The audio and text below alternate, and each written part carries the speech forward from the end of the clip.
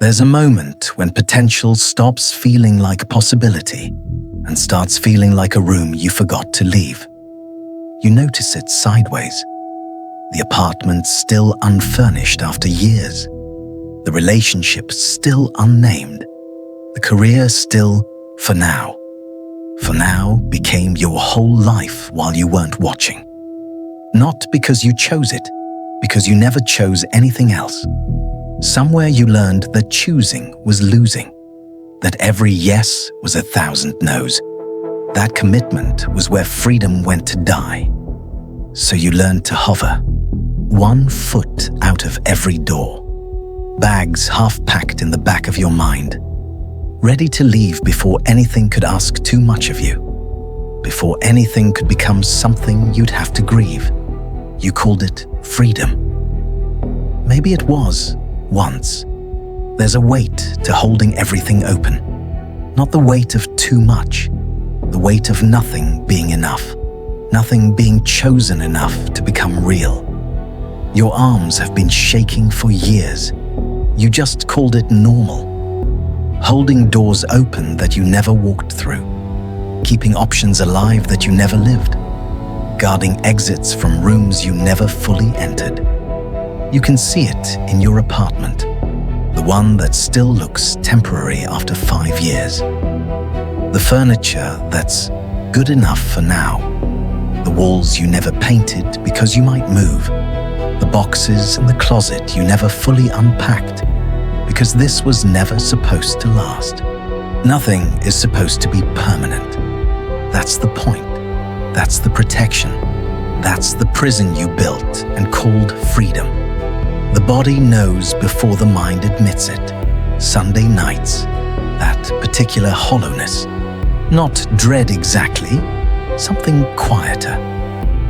The knowing that Monday will look like last Monday. Not because you built something that repeats, because you never built anything at all. The ache behind your eyes when someone asks about your plans and you hear yourself say what you said last year. The year before. The words used to sound like possibility. Now they just sound like stalling.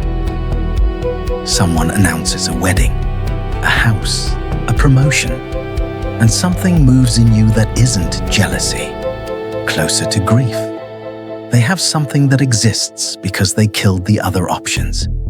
Let something be actual instead of possible. You have options. You have always had options. You're magnificent at beginnings. You can conjure a vision, feel destiny rise in your chest, make anyone believe in what's coming. The first chapter is always electric.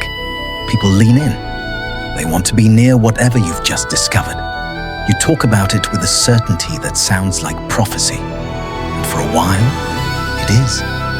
The new job, the new city, the new relationship, the new project. It glows. Everything feels like confirmation. But the moment the work asks for seasons instead of sparks, when showing up has to replace showing off, and charm has to become craft, something in you pivots. A fresher horizon appears, a cleaner start calls. You tell yourself it's evolution, growth, following your truth. But you know what it actually is. The escape hatch pulled right before potential has to prove itself.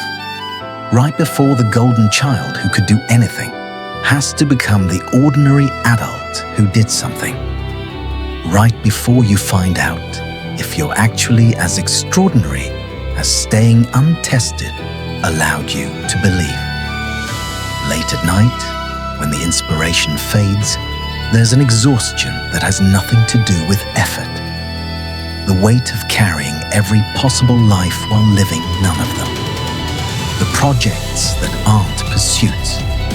They're elaborate distractions from the question underneath all the motion. What if the potential everyone believed in was only golden in theory? Floating is lonely. You can see every path from up here, every life you could be living. But you can't touch any of it, can't be warmed by it, can't let it change you. Tourists don't get what residents get. The thing that only comes from staying long enough to be known, to belong, to forget where you end and the place begins. You've been everywhere. You're from nowhere. You know a little about everything. You know nothing all the way to the bone. Maybe there was someone in your life who stayed. Same job, same house, same love. 40 years in one place. And you looked at that and thought, trapped.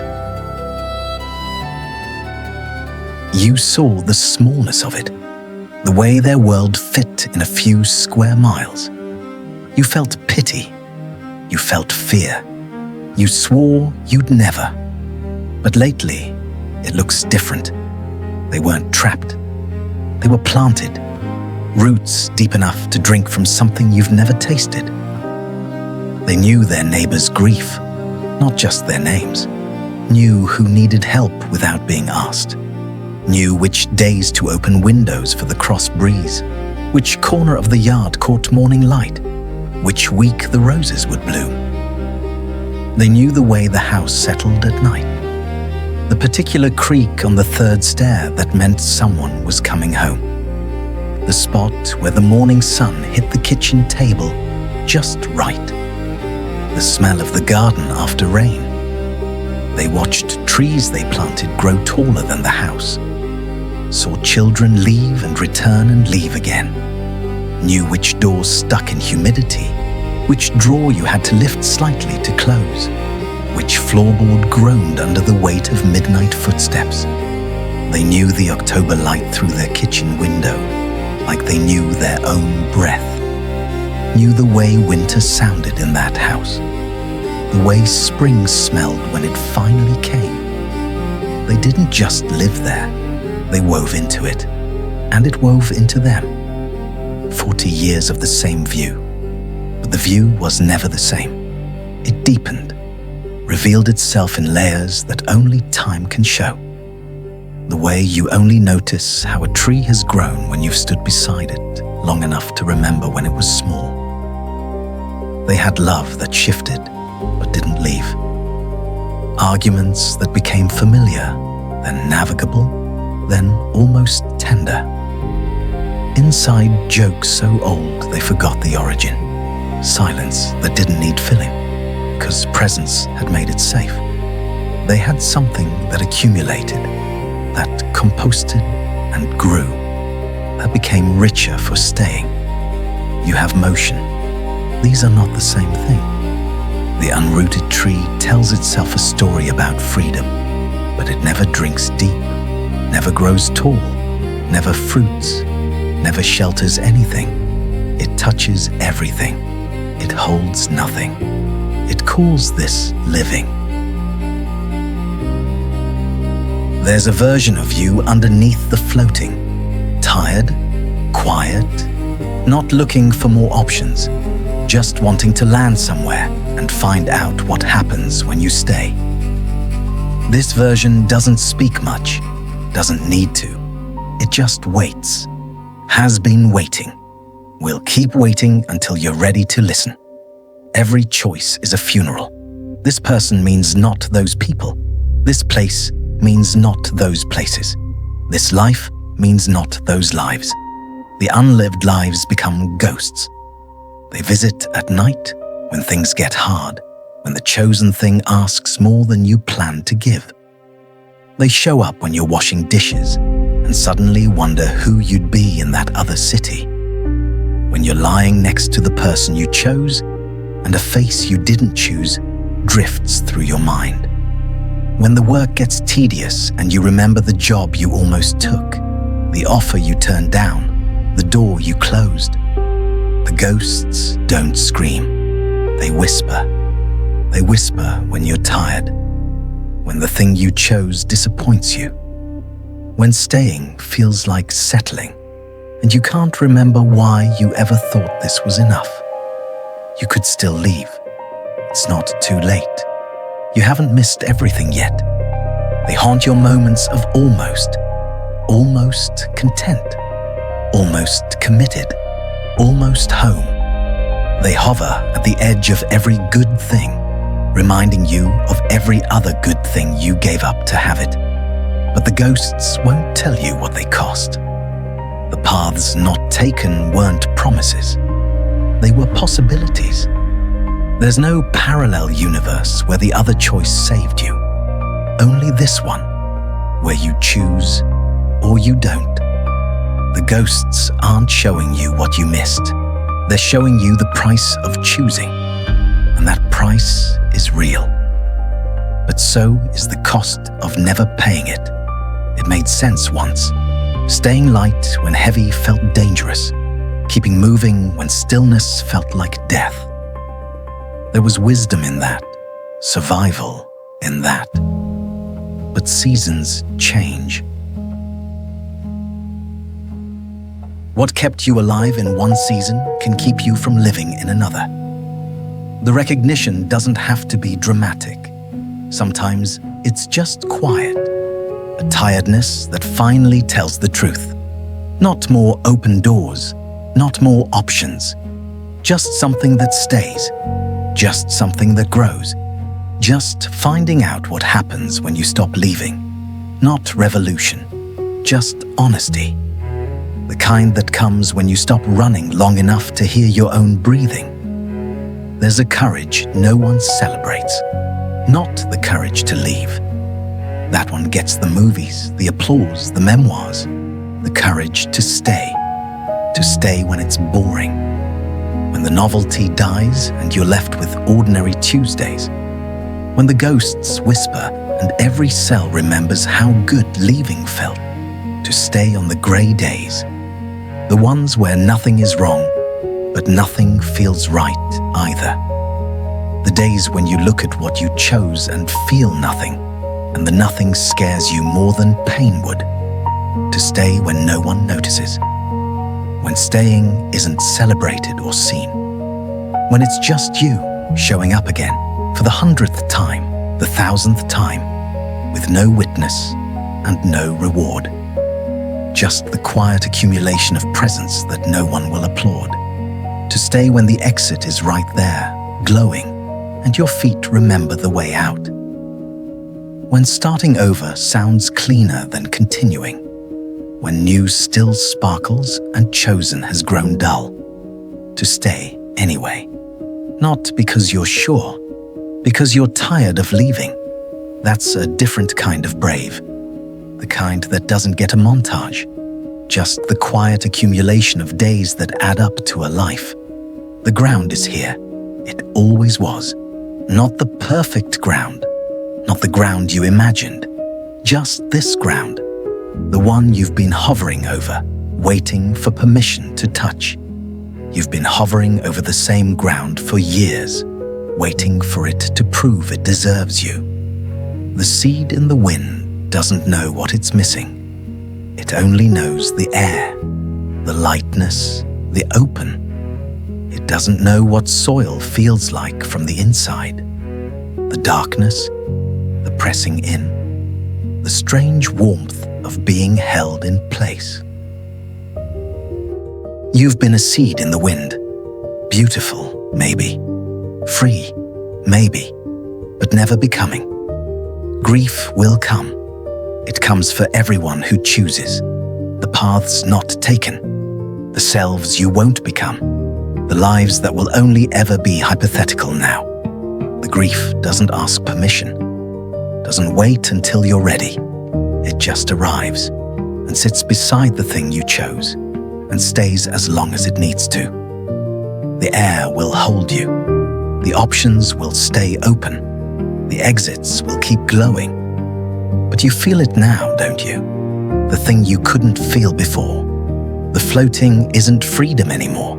It's just floating. Landing doesn't happen all at once. First, just the willingness. The quiet, internal yes that no one else can hear. The decision made in the body before the mind catches up. Then the terrifying part. The actual touching down. Feeling the weight of yourself meet the weight of the ground. The strange sensation of being here instead of everywhere. Of being this instead of anything. You've been in the air a long time. You don't trust the ground yet. Don't trust that it will hold. Don't trust that staying won't swallow you whole. But you stay anyway, one day, then another, and the ground doesn't collapse, and you don't disappear.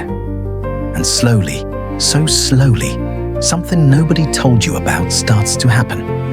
You start to feel what it's like to exhale into one life, not the theoretical life, not the optimized life, just this one, the one that's actually here, the one that's been waiting while you circled, the strange, unexpected relief of having less to choose, of letting the other lives fade into the background where they become scenery instead of competition, of finally being somewhere instead of always being on your way.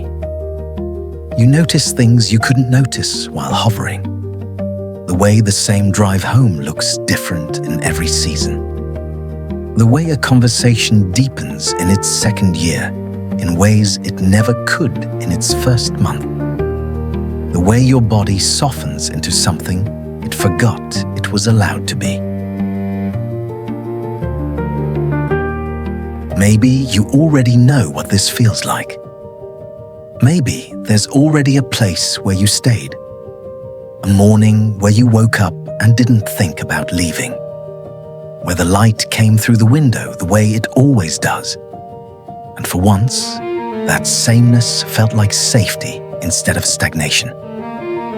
A moment where you looked at someone you chose, really looked, and felt the accumulated weight of all the days you'd shown up.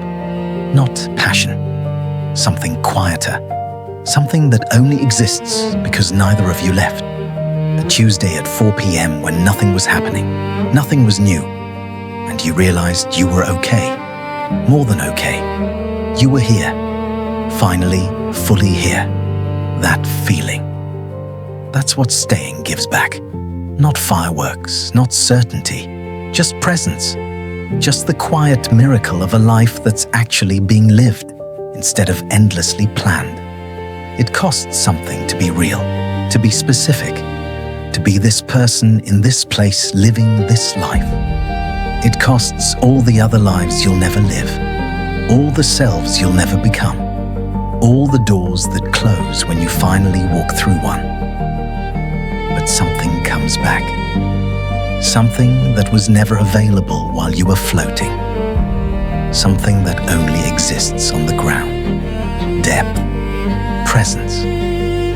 The particular love that only grows between people who stayed. The quiet knowing that comes from letting time accumulate in one place. The self that can only emerge when you stop protecting who you might be and start discovering who you are. Below you, ground that could hold you, soil that could grow you, a life that could be yours. Not because it's perfect, because you stopped waiting for perfect and chose real. Potential doesn't need protection anymore. It needs permission to die. So something living can finally take its place. The death of potential isn't tragedy, it's birth. The birth of something actual. Something specific, something that exists because you let everything else go. Maybe enoughness was never perfection.